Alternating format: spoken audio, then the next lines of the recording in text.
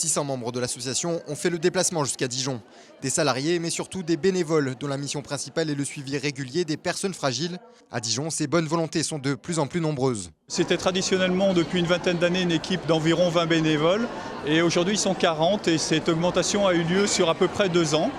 Et avec notamment l'arrivée de pas mal de nouveaux bénévoles jeunes. On recherche des bénévoles d'une part qui puissent accompagner, c'est-à-dire visiter des personnes qui sont dans la solitude, donc des gens qui soient sur un profil d'écoute, un profil de relation d'aide avec une certaine distance, mais également des bénévoles qui soient capables de travailler en équipe, parce que pour nous le bénévolat ne peut pas se faire individuellement.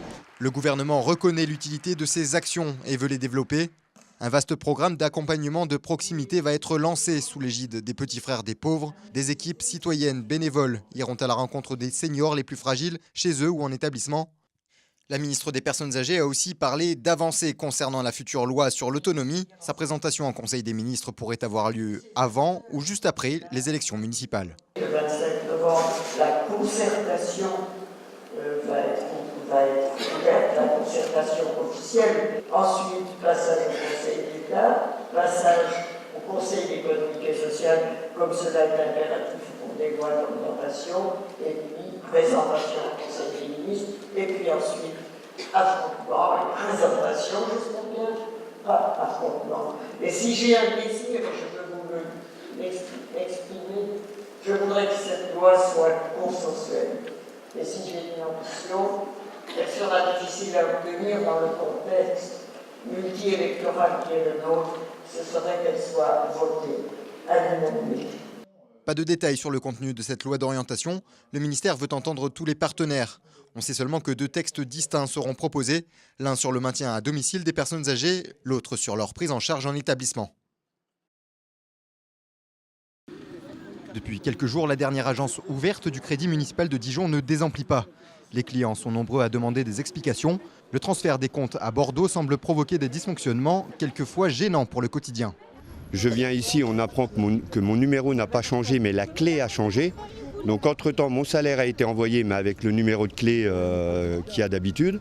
Et là, ça fait une semaine qu'ils ne savent pas où mon salaire est. Donc j'ai rien, je tourne en rond. Si on va au distributeur du Crédit municipal, ils sont en permanence en arrêt parce qu'il n'y a pas d'argent dedans, tout le monde y va. Donc on a le choix, c'est d'aller dans une autre banque et payer des frais. Moi j'ai mon téléphone qui a été coupé, free. Alors maintenant je téléphone avec mon portable, ça m'en ruine. Je reste plus là, moi j'allais au Crédit Agricole chez moi, car ras la casquette. Hein. Une pétition de l'association de clients et usagers circule. Elle exige un dédommagement pour les frais engendrés par le transfert de l'activité bancaire. Une autorisation de découvert pour tous. Le temps que les choses s'arrangent, que se mettent en place. Ce sera un minimum pour éviter des frais de non-paiement, etc., etc. Un découvert de quelques mois nous paraîtrait une bonne solution pour éviter tous les problèmes des gens. Voilà. Et en même temps, nous demandons une indemnité de 50 € par titulaire pour compenser tous les déplacements qu'ils sont obligés de faire. Par centaines, ils sont venus de Dijon, de la Côte d'Or, des environs, etc. Sans réponse rapide de la part des élus, l'association d'usagers menace d'organiser une manifestation, voire d'encourager la clôture des comptes. La situation n'a pas l'air d'émouvoir le maire de Dijon, également président du Crédit municipal. Il n'y a pas de grosses difficultés. C'est 10 000 comptes qui sont transférés, donc je remercie d'ailleurs l'ensemble du personnel qui a facilité ce transfert. C'est des opérations qui sont un peu compliquées. Maintenant, tous les clients sont clients d'un crédit municipal, c'est ce que je voulais conserver. Ils auront les mêmes avantages, même un peu plus qu'ils avaient avant. Donc, quant à ceux qui veulent clore leur compte, c'est une association que je connais bien parce qu'elle a fait plus de tort que de bien au Crédit municipal de Dijon. En à peine 1 heure de démarchage, l'association d'usagers annonce 70 signatures pour sa pétition aujourd'hui. Une opération qu'elle renouvellera dès demain.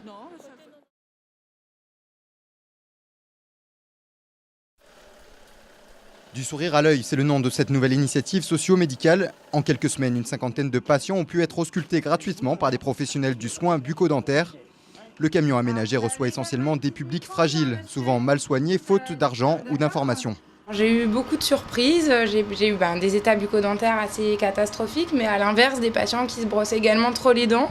Et voilà, quand même des personnes qui sont dans une situation assez marginale, ça peut être surprenant. On fait un petit conseil personnalisé, on donne une brosse à dents, on conseille sur un dentifrice. On motive et on redonne confiance au patient, on ne cherche pas à le blâmer ou à l'accabler sur sa situation. On le prend comme il est et puis on le conseille. Et puis après, tout ce qui est soins, donc ce qu'il a demandé, un peu plus de matériel et une structure un peu plus développée, ça se fera soit à l'antenne médicale, soit dans un cabinet libéral, soit à l'hôpital. Ça sera des relais qui seront pris par d'autres structures. Ce patient-là n'a pas vu de dentiste depuis 1 an.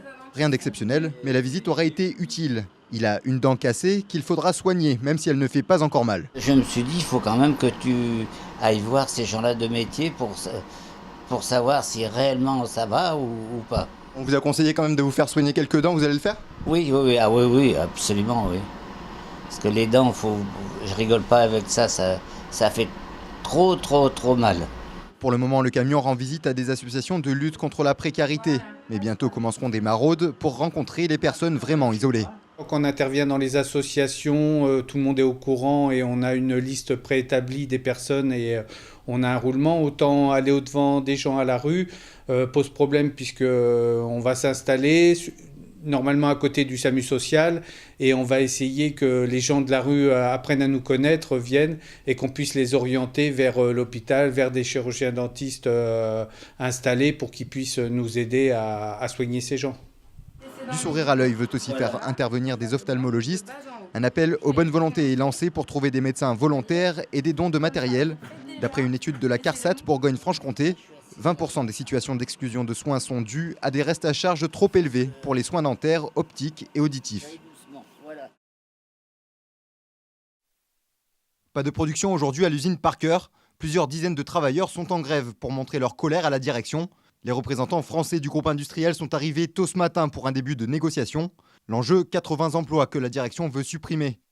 Son projet, délocaliser 2 chaînes de production de moteurs en République tchèque et le service comptabilité en Pologne. Le savoir-faire des salariés de Dijon n'est plus à démontrer. On a un niveau de technologie très important et pour nous, cette délocalisation n'est absolument pas justifiée. Elle est juste effectivement justifiée par le fait qu'ils veulent faire des économies et remonter un petit peu plus de dividendes en orientant cette production sur des pays à bas coût. Je ne pense pas qu'on arrêtera le PSE. Je peux peut-être me tromper. Au fur et à mesure de la procédure, il y a des choses qui vont évoluer et on verra comment elles vont évoluer et comment nous, on va se positionner. Notre but premier, c'est de sauvegarder un maximum d'emplois. Aujourd'hui, c'est possible, il y a d'autres alternatives et on va s'attacher à présenter à la direction, à la directe, ces alternatives. Principal argument, la bonne santé financière du groupe Parker. Un chiffre d'affaires de 13 milliards de dollars l'an dernier pour 1 milliard de bénéfices et 250 millions de dividendes. Autre levier d'action pour les salariés, les responsables politiques. Les syndicats ont déjà rencontré le ministre Arnaud Montebourg et son représentant en Bourgogne, Christophe Lerouge. Hier, c'est un élu local qui relançait le sujet à l'Assemblée nationale. Il y a la mobilisation aujourd'hui des services de l'État, et dont M. Lerouge, le commissaire au redressement productif, des syndicats que je tiens à saluer. Mais il faut une mobilisation collective face à cette situation. Et je souhaite ainsi savoir quelles mesures vont être prises afin de remédier à cette délocalisation, car il s'agit bien d'une délocalisation alors que l'entreprise réalise des bénéfices, et quelles assurances peuvent être fournies aux 80 salariés du site de Dijon. Pas de promesse du gouvernement, si ce n'est celle de poursuivre le dialogue avec les responsables de l'entreprise. Si une issue positive n'est jamais garantie sur des dossiers aussi difficiles, la mobilisation de tous sur le front de l'emploi est nécessaire pour sauver des emplois chaque fois que c'est possible. Depuis l'installation d'Arnaud Montebourg au ministère du redressement productif, ce sont 1075 dossiers qui ont été ainsi sortis de son champ d'intervention, permettant de préserver 139 449 emplois sur les 154 900 concernés. Une réunion en préfecture est programmée la semaine prochaine. Elle devrait rassembler les pouvoirs publics, les représentants du personnel et peut-être la direction de Parker France.